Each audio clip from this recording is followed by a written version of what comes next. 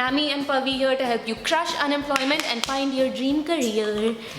So today we're gonna do part 2 of our immigrant experience, because as you can tell, we have accents and we're immigrants. And last week we talked just about, stories, because we decided to kind of deviate from our usual format of professional talk and just kind of, do a stream of consciousness thing and just tell our stories a bit. We always talk about this. Like, I wish people had told us stuff before we got here. Yeah. Like, the do's and the don'ts, and the maybe do this and maybe don't do that, and the social, cultural norms that come with being an immigrant. Eating pizza without ketchup was a shocker for me. I did not realize people do not use ketchup on pizza.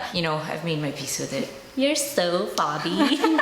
So on a more serious note, the reason we're doing this also is because if you just moved here for a job, or you're a student who's about to get an internship or a job, the stakes are a lot higher, right? You probably want to be aware of a lot of things that you'll encounter at the workplace. Otherwise, you risk being, maybe passed up for a promotion or just being perceived in an unfavorable way through no fault of your own. And, I came here as a kid, so for me, it didn't matter if I didn't know certain things because, okay, I'd get made fun of, but the stakes are a lot higher now. That's not okay. And so in that spirit, we also decided to bring on an American, gasp, who can actually shed some light on his experiences also, and so we can sort of talk and mutually understand each other better. Yeah. So this is Justin, my ex-coworker and current super awesome friend, and he's our expert American, and he's gonna tell us his ways. So tell us something about yourself, Justin. My name's Justin. I am a native Houstonian. So what's a fun fact about you? Well, funny story. I grew up traveling around quite a bit and ended up living in Singapore. I was a green card holder myself. What? I'm a green card holder too! Oh my god. I know, right? We were meant to be friends. So, okay, we wanted to start off with something light that we were hoping that you could give us your expertise on, which is water cooler talk. Yeah, what that is.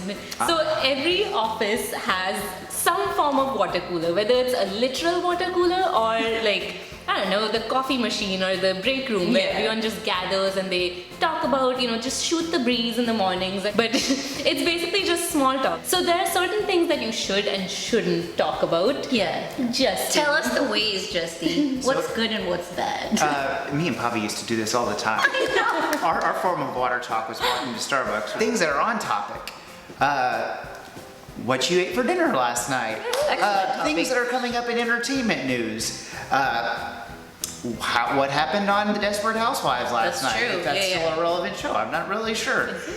Things you shouldn't talk about. Abortion, hot button issues, politics, anything like that. Anything that could cause some stray one way or the other. That's kind of something you want to avoid. As you say, right? Don't talk about it. Don't talk about it. There were a lot of phrases that when we got here, we still didn't know, and we actually still don't know. And I think Priyanka Chopra talked about it on Seth Meyers, and I was like, I feel you, girl. I totally understand. So I did not know what drinking from the fire hose and drinking off the fire was something that I was like, what is happening? Why are we drinking from there, not from our fridge? What's happening? So what does that even mean? I think we'll throw stuff at you, and you can, we'll throw phrases at you, and then you just tell us in American what it is. That works. So what does drinking off the fire hose or whatever mean? It's taking a lot of information at once instead of just taking a little bit at a time. Why not just say that is what my opinion is. I know. It's fun to imagine people drinking from a fire hose. It's true. Okay, so another phrase that people love to use at the workplace is, oh, you'll be thrown into the deep end. Could you tell our viewers what that means? Yeah. That means dirty. you are going to be tossed into an unknown environment with not much to So it's deep end of the pool? Is that what it is? Pool, yeah. Okay. I see what they did there. What about Hail Mary? Pass? Something football. I thought this was self-explanatory. I don't know football. So in American football, typically what happens is you throw it to the quarterback and every receiver runs downfield. It's a last-ditch effort to get a touchdown. Okay, So then in a workplace context, it would mean something like This is the last thing we can you can do to make this happen. Okay, got it. Okay, so this is what Priyanka Chopra mentioned. Again, I have no dog in this fight. It means I don't have any interest in this fight, like, or I can't take action in this fight. Evil dog fight, that's when it started on evil, unacceptable. And that's what I've heard like recently, it's a come to Jesus moment. Don't know what that means. I typically hear it as a come to Jesus conversation where you sit down with somebody and you just explain things like and have an enlightenment, almost like a realization. Oh, like a revelation. Yeah. No, But yeah, thank you, Jesse. You won common phrases round. Oh, thank you. I know, well done. So one thing to keep in mind for, if you're somebody who lives in America and you're very fluent with these sort of idioms and common phrases, avoid using them at the workplace when you're working with a bunch of immigrants or people from outside, because oh my god, it would drive me nuts, because I worked in oil and gas and we would frequently have meetings with people from like the Middle East, from Asia, Europe, everywhere, and every time someone would like throw in these phrases into an email or on a conference call, and I was like, nobody understands what you're saying. These are people from different countries. They don't know what, I don't know, like bird dog this for me means. But yeah, that's how you find it, Justin, because he'll explain everything. He's translating on a regular basis to me. And if you guys do have trouble with a lot of these common phrases, we're gonna put a link below that has the explanations for everything you may encounter. The American explanation. Shoot, I might use some of that too. A lot of people are not aware when they get to the States on like how to actually dress appropriately in the workplace. Because I mean, it sounds really bad that appearances are a big deal, but people do judge you based on how you dress, if you're appropriately dressed. And women have it harder than men in the professional setting because men's outfits are more like standardized across work, but for women it's a little harder. And we have a very cool like e-guide on how to dress professionally in, on bizlatte.com. But that's something to take note of. Yeah, especially if you're, say you work at a place that has more of a professional dress code, either formal or business casual, be cognizant of that and maybe switch out your sneakers. If you're used to wearing sneakers to work, switch them out for ballet flats or something. And even for guys, especially, do not wear white socks with black pants. This is, unless you're going to a Michael Jackson audition, do not do it. Which I occasionally go to.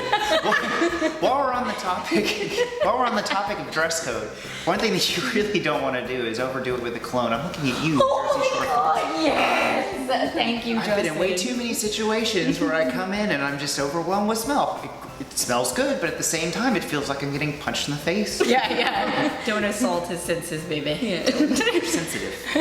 Okay, actually that brings up such a good point, and not to be super judgmental and stuff, but Americans tend to have a very like neutral sense of smell. Whether it's their clothes, their food, whatever it is. But as immigrants, we come from all the flavors and we are unaware sometimes of all the smells that we have, and it's not a good or bad thing, but it's just a fact that people have to be aware of each other. And so I think the right thing would be like just deodorize all across the board, man, because you don't want to disrespect any culture, whether you're American or not. It just seems like the right thing to do, to be aware of all the smells. Yeah, so just avoid assault on the senses, no matter who you are. And so yeah, you brought up a good point, because a lot of times we're Indians, so our food is delicious, but it has a very distinct smell. And that Febreze commercial where they talk about, oh, have you gone nose blind? It's a very real thing, because there are times when I'll have cooked this elaborate meal and then I'll step out thinking, oh, I smell awesome sauce, and then I come back home and I'm like, oh my god, did I smell like this the entire time? And so just be aware of that in the workplace. Just Febreze and deodorize. Another big difference I would say is like a high touch versus low touch culture. Indians tend to be very like affectionate, and I know a lot of other cultures were like that, but I know that Americans like their distance in terms of whether it's like the type of relationship. So I tend to be high touch, and that's what I was grown up with, very like affectionate. I know you are too, but then am I right here in like guessing what Americans generally? Oh yeah, generally we're very standoffish. I don't want to speak for the entire group, but we tend to handle our own, and really, we definitely like our personal space. That's for darn sure. Yeah, that's true. So one thing that I do, which maybe you want to do this, I give a disclaimer, because I'm a hugger. I like to hug people. So then I just got over hugging a pillow 5 minutes ago. So then if I'm not sure if the person is a hugger or not. I'm just like, I'm a hugger, so bring it in. So just give that disclaimer if you're going to go for it. Yeah, and that's fine with Justin, dude. He's I know. crazy. Yeah. Everyone needs a Justin in their lives. I'm also a hugger. Yay. So another thing that is not apparent to us when we first move here is how much Americans value making eye contact. I mean, that took me so long to get on board with, and I'm still super uncomfortable just making direct eye contact with people. But you know, a lot of cultures like ours don't really reinforce that, but for Americans, you guys see it as a sign of disrespect, right? If people don't look you in the eye when they're talking. So It's the opposite for us, because in college, I never looked up. I just kept walking. I would walk to college just looking down. Even when we dance, we never look at people. We just look down. It's like weird. I know, it's weird. It's like opposite almost, because it's a sign of disrespect for us to look at someone directly in the eye. So It's like really just something for both sides to keep in mind. Be aware. Yeah, I always find it hard looking people in the eye too. It's difficult between the cultures, but at the same time we share that. You're like, I tell her it's a Okay, so we talked about what concerns or questions we had because we were confused getting here. Do you have any like questions or anything about like any common phrases or things that you kind of were confused about? One thing that always gets me is the Indian nod. I don't know. Halfway between this and We this, rule it's this just not. Allow us to clarify. please. It's a 3-step process, okay? There's 3 things. There's a yes, demonstrate my lovely assistant. There's a no, and then there's an okay. Was that so hard for you to understand? That's a hard okay, is what it is. See, it's a polite. Okay, so this is one thing that we need to tell you guys. Indians, I don't know about other Asians or other Europeans, but Indians don't like to be very direct. So we try to have like a bridge between yes or no. But thanks, Justin. It was so much fun having you on the set today. I hope you learned something new about us, Of course, slash other immigrants, and we learned a lot about you too. You know, bird dog and fire hose and all of that stuff. But yeah, we're super excited to have you. But yeah, guys, you can check out Justin. He's a coach at Vintage CrossFit. He does all that CrossFit. He's my coach too, so he's really awesome. Check out Biz Latte. Yay! So that's it, guys. We hope that you enjoyed this episode. I know it was kind of meandering and whatever, but that's the fun part. Yeah. And also, you know, we'd love to hear if you have experiences that you'd like us to know about. Email us or comment below or find us on social media. Where can they find us, Paul? On all the social media, actually. Now that we're part of Biz Latte, you can find us on our website as well as Twitter, Facebook, Snapchat, and that Instagram, baby. And don't forget to hit subscribe.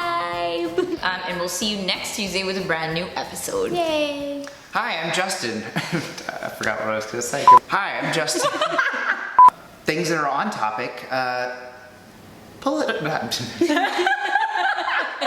okay. The exact opposite. It's this tie. Yeah. Doing it. It's doing it. It's doing it. Everyone deodorize. Everyone deodorize. Deodorize. Please, for the love of God. Everyone. 1, 2. Premature clap. How dare you give me the premature clap? Hey, it happens to all guys, okay?